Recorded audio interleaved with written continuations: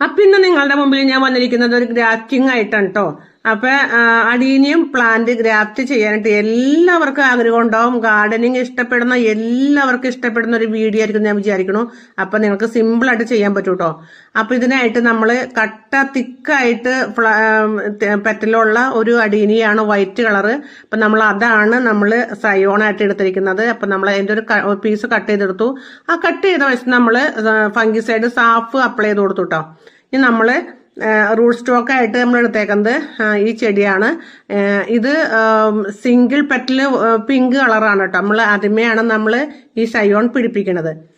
അപ്പൊ നമ്മൾ അതിനായിട്ട് നമ്മളത് കട്ട് ചെയ്ത് കളയണം. അപ്പൊ നമ്മൾ സയോൺ എടുക്കണതിന്റെ തുമ്പൊന്നും മണ്ണിൽ വേറെ മുട്ടാൻ ഇടവരരുത് കേട്ടോ. അപ്പൊ നമ്മൾ റൂട്ട് സ്റ്റോക്കിന്റെ തണ്ട് നമ്മൾ കട്ട് ചെയ്ത് കളയാണ്. അവിടേക്ക് നമ്മൾ സയോൺ വൈറ്റ് കളറിന്റെ കേട്ടോ നമ്മൾ എടുക്കുന്നത്. അതൊരു പീസ് നമ്മൾ കട്ട് ചെയ്യണം. 2-3 നോഡ്, അതായത് 2-3 ഇല വരുന്ന ഒരു നോഡ് നമ്മൾ എടുത്താൽ മതി കേട്ടോ. ഒരുപാട് നീളത്തിൽ വേണമെന്നില്ല. അപ്പൊ നമ്മൾ അതിനായിട്ട് എടുത്തിട്ടുണ്ട്. അപ്പൊ നമ്മളത് ശരിക്കും അങ്ങനെ വെച്ച് കഴിഞ്ഞിരിക്കാൻ പാകത്തിന് നമ്മൾ കറക്റ്റ് ലെവലിൽ കട്ട് ചെയ്ത് കൊടുക്കണം കേട്ടോ.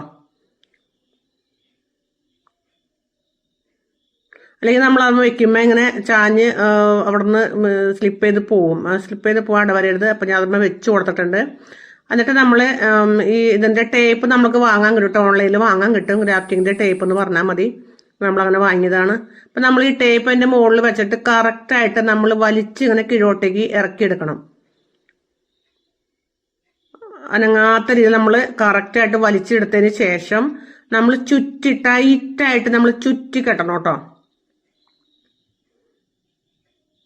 അനങ്ങാത്ത രീതിയിലായിരിക്കും നമ്മളിങ്ങനെ ചെയ്യേണ്ടത്. അപ്പൊ നമ്മളിങ്ങനെ ചുറ്റി കെട്ടി നല്ല ടൈറ്റാക്കി കെട്ടണം. വെള്ളമൊന്നും ഇറങ്ങാത്ത രീതിയിൽ ചുറ്റി കെട്ടി ടൈറ്റാക്കി എടുക്കണം. ശരിക്കും ഇത് പിടിച്ചിട്ടുണ്ടെങ്കിൽ നമുക്ക് ഒരു 10 ദിവസം കഴിയുമ്പോഴേക്കും നമുക്കത് അറിയാൻ പറ്റും കേട്ടോ. 10 ദിവസം ആകുമ്പോഴേക്കും ഇത് മേതളകൾ ഇങ്ങനെ വരും. അപ്പൊ നമ്മൾക്ക് കെട്ടഴിച്ച് പതുക്കെ കളയാം കേട്ടോ.